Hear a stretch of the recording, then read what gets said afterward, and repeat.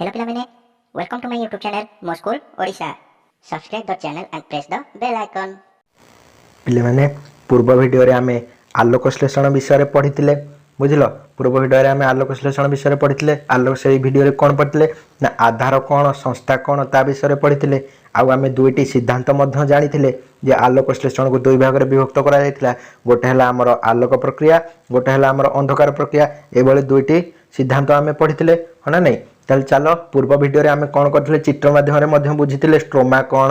ଗ୍ରାନା କ'ଣ, ପାରେନକାଇମା ଟିସ୍ୟୁ କ'ଣ, ଲ୍ୟୁମେନ୍ କ'ଣ, ଏସବୁ ବିଷୟରେ ପଢ଼ିଥିଲେ। ଚାଲ ମୁଁ ତୁମର ତାହେଲେ ଆଉ ଥରେ ସେ ରିଭିଜନ୍ ଟିକେ କରିଦେଉଛି। ତାପରେ ଆଜି ଆମେ ଆଲୋକ ପ୍ରକ୍ରିୟା ବିଷୟରେ ଡିଟେଲ ପଢ଼ିବା। ହଁ, ଚାଲ ରିଭିଜନ୍ କରିଦେବା, ଟିକେ ଚିତ୍ର ମାଧ୍ୟମରେ ଦେଖିଦେବା। ତାହେଲେ ଦେଖ, ଏଇଠି ଗୋଟେ ଅଧା କଟା ସବୁଜ ପତ୍ରର କ'ଣ ଚିତ୍ର ନିଆଯାଇଛି। ତାହେଲେ ଏଇ ଯେଉଁ ଅଧା କଟା ସବୁଜ ପତ୍ରର ଏଇ ଯେଉଁ ଛୋଟ ଛୋଟ ରନ୍ଧ୍ର ଦେଖୁଛ, ଏଇଟାକୁ କ'ଣ କୁହାଯାଏ? ଏଇଟାକୁ କୁହାଯାଏ ଷ୍ଟୋମାଟା। ବୁଝିଲ, ଏଇଟାକୁ କ'ଣ କୁହାଯାଏ? ଷ୍ଟୋମାଟା ବା ଷ୍ଟୋମ୍। ଏହି ଷ୍ଟୋମ୍ ମଧ୍ୟ ଦେଇ କ'ଣ ହୁଏ ନା ପରିବେଶ ଓ ପତ୍ର ମଧ୍ୟରେ ଅଙ୍ଗାରକାମ୍ଳ ଓ ଜଳୀୟ ବାଷ୍ପର ବିନିମୟ ହୋଇଥାଏ। CO2 ଅଙ୍ଗାରକାମ୍ଳ ଆଉ କାହାର? ଜଳୀୟ ବାଷ୍ପର ବିନିମୟ ହୋଇଥାଏ। କାହା ମାଧ୍ୟମରେ? ନା ଏହି ଷ୍ଟୋମାଟା ମାଧ୍ୟମରେ। ତାପରେ ଦେଖ, ଗୋଟେ ସବୁଜ ପତ୍ରର ଅନ୍ତଃ ଗଠନ, ମାନେ ପତ୍ରର ଗୋଟେ ଅନ୍ତଃ ଗଠନ, ତା ଭିତର ଗଠନ ଦିଆଯାଇଛି। ଆମେ ପଢ଼ିଥିଲେ ସେଥିରେ ଦୁଇ ପ୍ରକାର ଟିସ୍ୟୁ ଥାଏ। ଗୋଟେ ହେଲା ପାଲିସେଡ୍ ପାରେନକାଇମା ଟିସ୍ୟୁ, ଆଉ ଗୋଟେ ସ୍ପଞ୍ଜ ପାରେନକାଇମା ଟିସ୍ୟୁ, ହଁ ନା ନାହିଁ? ଦୁଇ ପ୍ରକାର ଟିସ୍ୟୁ ବିଷୟରେ ମଧ୍ୟ ପଢ଼ିଥିଲେ ଚିତ୍ର ମାଧ୍ୟମରେ। এই ପାଲିସେଡ୍ ପାରେନକାଇମା ଟିସ୍ୟୁ ଆଉ ସ୍ପଞ୍ଜ ପାରେନକାଇମା ଟିସ୍ୟୁ, ତା ଭିତରେ ଦେଖ ଏ ଯେଉଁ ଛୋଟ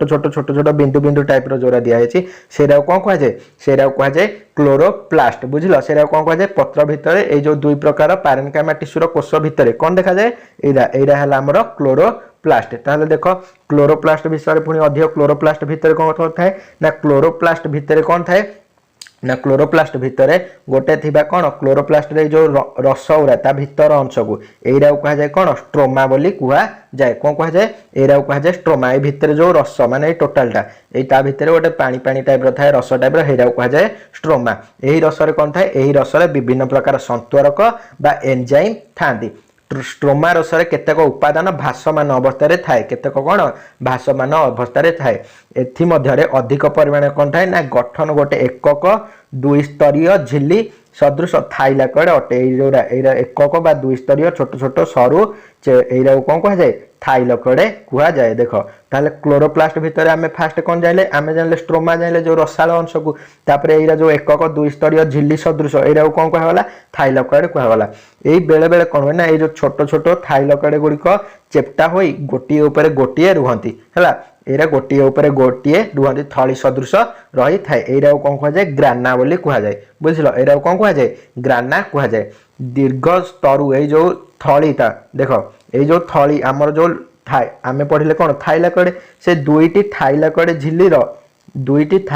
ଝିଲ୍ଲିର ମଧ୍ୟବର୍ତ୍ତୀ ସ୍ଥାନକୁ ଲ୍ୟୁମେନ୍ କୁହାଯାଏ ବୋଲି ଆମେ ମଧ୍ୟ ପଢ଼ିଥିଲେ। ତାହେଲେ ତୁମର ମନେ ପଡ଼ିଯାଇଥିବ ମୁଁ ଭାବୁଛି। ଷ୍ଟୋମାଟା କ'ଣ? ଯେଉଁଟା ପତ୍ର ମାଧ୍ୟମରେ, ଯେଉଁଠି ପତ୍ରରେ କ'ଣ କରେ? ଛୋଟ ଛୋଟ ରନ୍ଧ୍ର, ଯାହାଦ୍ୱାରା କି ସେ କାର୍ବନ ଡାଇଅକ୍ସାଇଡ୍ ମାନେ ଅଙ୍ଗାରକାମ୍ଳ ଓ ଜଳୀୟ ବାଷ୍ପ ବିନିମୟ କରେ। ତାପରେ ଆମେ ଦୁଇ ପ୍ରକାର ଟିସ୍ୟୁ ମଧ୍ୟରେ ପଢ଼ିଥିଲେ। ତାପରେ କ୍ଲୋରୋପ୍ଲାଷ୍ଟ ଭିତରେ କ'ଣ ଥାଏ? ଷ୍ଟ୍ରୋମା ଥାଏ, ଗ୍ରାନା ଥାଏ, ଥାଇଲାକଏଡ୍ ଥାଏ। ଏହି ଷ୍ଟ୍ରୋମା, ଗ୍ରାନା, ଥାଇଲାକଏଡ୍ ଏମାନେ ମିଶିକି କ'ଣ ସୃଷ୍ଟି କରନ୍ତି? ଆମେ ପଢ଼ିଥିଲେ ଆଲୋକ ଶ୍ଳେଷଣ ସଂସ୍ଥା ସୃଷ୍ଟି କରନ୍ତି ବୋଲି ଆମେ ପଢ଼ିଥିଲେ। ଆଉ କ'ଣ ପଢ଼ିଥିଲେ? ତାପରେ ଆମେ ପଢ଼ିଲେ ଲ୍ୟୁମେନ୍ ବିଷୟରେ। ତାହେଲେ ଚାଲ ଆଜି ଆମେ ପଢ଼ିବା ଆଲୋକ ପ୍ରକ୍ରିୟା ବିଷୟରେ ଅଧିକ ଜାଣିବା।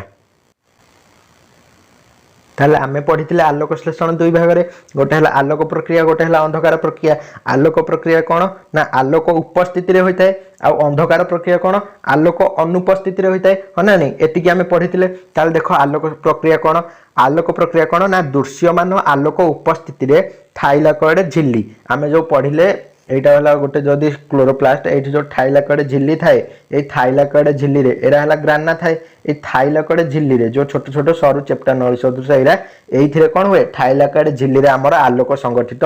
আলোক প্রক্রিয়াটা আমার কোণ সেইটি সংগঠিত হয়ে থাকে। এই আলোক প্রক্রিয়াটাকে দুইটি পর্যায়ে বিভক্ত করিহব। গোটে হল ফটো সিস্টম 1 ଆଉ ଗୋଟେ ହେଲା କ'ଣ? Photo system 2। ତାହେଲେ ଚାଲ ମୁଁ ଆଗ ତୁମକୁ ଚିତ୍ର ମାଧ୍ୟମରେ ବୁଝେଇଦେବି, ତାପରେ ଏଠି ଆମେ କ'ଣ ଲେଖା ହେଇଛି ନୋଟ୍ ଗୁଡ଼ାକୁ ପଢ଼ିବା। ତାହେଲେ ଚାଲ ଆମେ ଚିତ୍ର ଦେଖିବା। ତାହେଲେ ଦେଖ, देख यहाँ आमर है फोटो सिस्टम 1 चित्र रे देख ये फोटो सिस्टम 1 रे कौन थी ना क्लोरोफिल थी है क्लोरोफिल थी ये क्लोरोफिल कौन करे ना दृश्यमान ये आलोक शक्ति को सेमाने ग्रहण करती अर्थात सूर्यलोक को ये क्लोरोफिल ग्रहण कला प्रथमे आलोक ग्रहण करिथिबा क्लोरोफिल माने एठी जो आलोक एठी जो क्लोरोफिलटा थी सी फास्ट आलोक ग्रहण कला सी कौन कर ना ता नेक्स्ट क्लोरोफिल को दब सी कौन कर नेक्स्ट क्लोरोफिल को दब सी कौन कर नेक्स्ट क्लोरोफिल को दब यही कौन हुए आलोक आलोकटा आमर ट्रांसफर हुए गोटे क्लोरोफिल रु आउ गोटे अन्य क्लोरोफिल को कौन हुए ट्रांसफर होता है शेष में क्लोरोफिल आलोक प्रतिक्रिया केन्द्र जाकि पहुंचे तापर लास्ट रे कौन हुए ना क्लोरोफिलटा आसिक शेष में ये गोटे आलोक प्रतिक्रिया केन्द्र जोटा को आम कौन कहते जोटा आम कहे फोटो सिस्टम 1 बा P700 ये आसिक आलोक पहुंचे है यह द्वारा कौन हुए ना एतेले एठी आसिक आलोकटा पहुंची गला कौन दृश्यमान आलोक शक्ति क्लोरोफिल द्वारा आसिला भारी सेतेबेले कौन हुए ना से क्लोरोफिल उद्दीपित हुए आ ता धरु एक अधिक शक्ति संपन्न अस्थिर इलेक्ट्रॉन बाहरी आसे कौन हुए ना क्लोरोफिलटा जेहेतु आलोक पाइला ठू अधिक आलोक पाइकी कौन हुए उद्दीपित हुए अर्थात उद्दीपित हवा माने हाई एनर्जी तार हो जाए जेतेले हाई एनर्जी होता है से कौन करे गोटे इलेक्ट्रॉन त्याग करे बुझिलो ए जो इलेक्ट्रॉन ताथरु बाहरी आसे ये इलेक्ट्रॉन कौन हुए ना इलेक्ट्रॉन जेतेले बाहरी आसला सेटा कौन होला क्लोरोफिलटा वर्तमान कौन हो गला जारित अवस्था को पळेला आमे जानिचे इलेक्ट्रॉन त्याग करबाटा को कहा जाए जारण इलेक्ट्रॉन ग्रहण करिया को विजारण ताल इलेक्ट्रॉन से त्याग कला माने क्लोरोफिलटा कौन होला जारित अवस्था को पळे आसला वर्तमान ए इलेक्ट्रॉन कौन हबा ना विभिन्न बाहक अणु सहायता रे बुझिलो एटा गोटे बाहक अणु एटा हला कौन गोटे बाहक अणु एही जो इलेक्ट्रॉनटा हमर बाहरला फोटो सिस्टम केन्द्र रु ए इलेक्ट्रॉनटा कौन हम ना विभिन्न बाहक अणु साहाय्य जाकि कोठी पहुंचबो देखो एटा जाउची इलेक्ट्रॉनटा जाकि गोटे ग्राहक अणु पाखरे पहुंचबो हला ए जो शेष रे ए जोटा ग्रहण करबा सेटा को कहला ग्राहक अणु से ग्राहक अणु रो अन्य नाम कौन हला ना सह कारक बुझिलो कौन हला ना से ग्राहक अणु रो नाम हला कौन सह कारक बा इंग्लिश रे हला को फैक्टर हला आमे नोट्स रे पढिबा तमे फास्ट मु तुम चित्र माध्यम रे बुझी जाउची भलसे मन देकी सुनो ताले आमे प्रथमे कोन देखला आलोक आसिला क्लोरोफिल गोटे क्लोरोफिल आ गोटे क्लोरोफिल जाई कोन होला फोटो सिस्टम केंद्र रे पहुंचला फोटो सिस्टम केंद्र जेतेले पहुंचला हमर से फोटो सिस्टम केंद्र रे जो क्लोरोफिलटा थिला सेटा कोन होला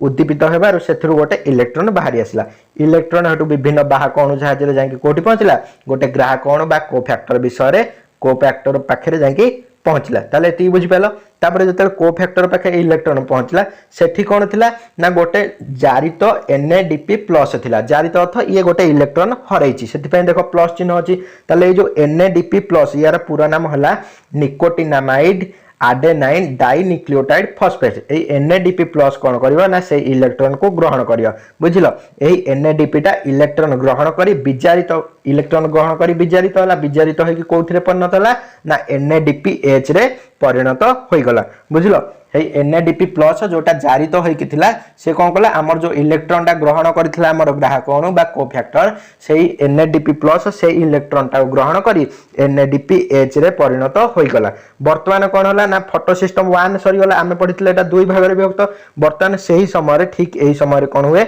ना हमर द्वितीय पर्याय आरंभ हुए फोटो सिस्टम 2 बा P68 रे कोन हुए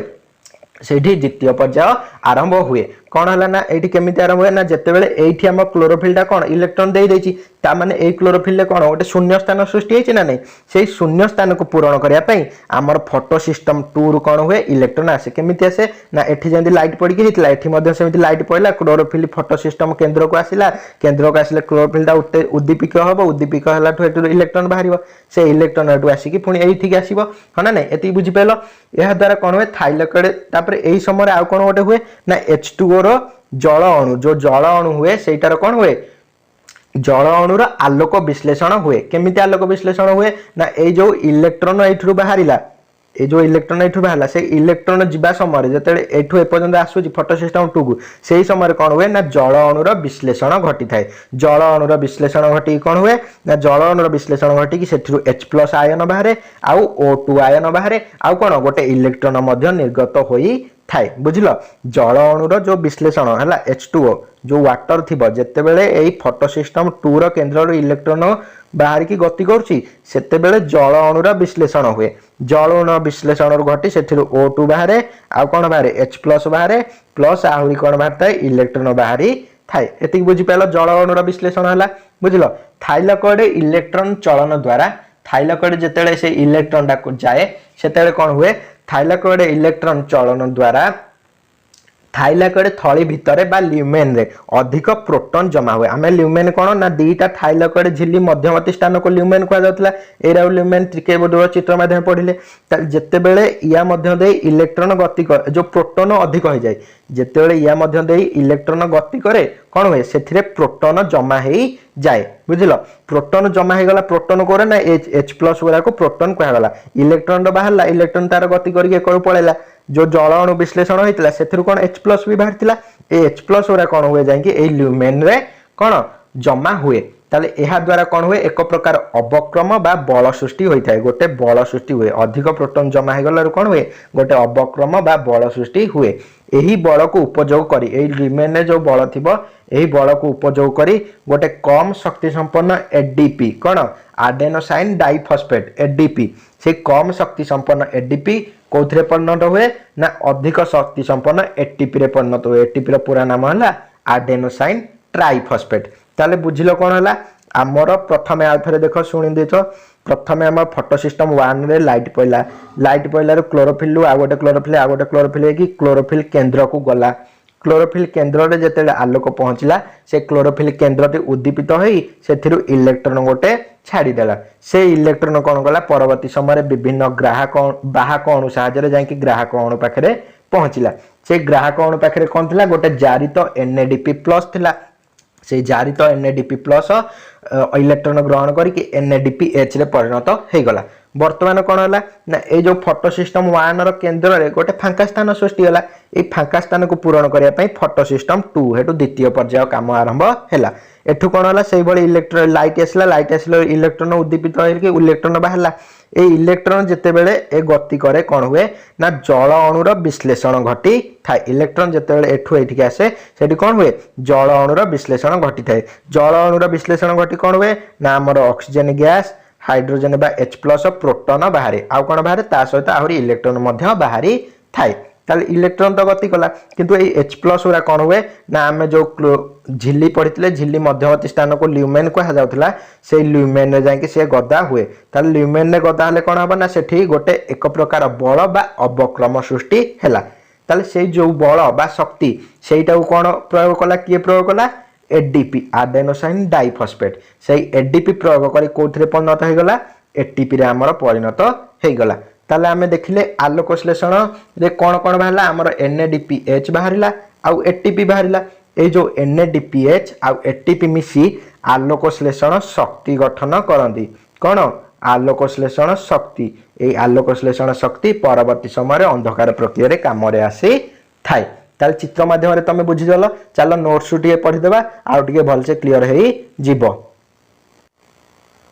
ताल देखो आमे दुईटी पर्याय बोली पढि देले दुईटी पर्याय जाइले गोटे फोटो सिस्टम 1 गोटे फोटो सिस्टम 2 प्रथम पर्याय कोन होय झिल्ली रे सज्जित होइतिया क्लोरोफिल अणु गुडीक आलोक शक्ति को ग्रहण करथांदी आमे पढिले आलोक शक्ति को से किपरि ग्रहण करे एठी थाए क्लोरोफिल आलोक शक्ति को एठी लाइट ग्रहण कला प्रथमे आलोक ग्रहण करथिया क्लोरोफिल अणु पर्यायक्रमे अन्य क्लोरोफिल को आलोक स्थानांतरित करथाय मु कहली गोटे अणु आ गोटे अणु को एंदी स्थानांतरित होइथाय हना नै तापर कोन हुए शेष रे क्लोरोफिल आलोक प्रतिक्रिया केंद्र रे पहुंचे ताकू P700 बा फोटो सिस्टम 1 रो केंद्र को जे कोन कहला देखो लाइट पइला से लाइट आसी कोन गोटे क्लोरोफिल आ गोटे क्लोरोफिल आसी केंद्र रे पहुंचला एहा द्वारा सही क्लोरोफिल टी उद्दीपित होय को क्लोरोफिल टी केंद्र जो क्लोरोफिल टी थाए उद्दीपित हुए ताठरो एक अधिक शक्ति संपन्न इलेक्ट्रॉन बाहरी आसे कहली इलेक्ट्रॉन हेतु ए केंद्र रो बाहरिला बुझिलो ए इलेक्ट्रॉन तापर कोन हुए क्लोरोफिल टी जारित अवस्था को चलते जेतु से इलेक्ट्रॉन त्याग कला इलेक्ट्रॉन टी विभिन्न बाहक अणु माध्यम रे गति करी देखैथिली चित्र एठी गोटे बाहक अणु थिला एई बाहक अणु सहायता रे गति करी कोठी पहुंचे गोटे ग्राहक अणु पाखरे पहुंचे ताले देखिले आमे इलेक्ट्रॉन टा जाई कोठी पहुंचला ग्राहक अणु पारे सेई ग्राहक अणु कोन कहला सहकारक बा कोफैक्टर कुहा गला एही जारित निकोटिनामाइन एडेनाइन डाइन्यूक्लियोटाइड फॉस्फेट्स अर्थात NADP+ देखिथिले आमे एटा जदी हमर ग्राहक अणु हैला एठी NADP+ थिला हेटा हे गला कोन NADPH रे हे जाउथला हना नै NADPH रे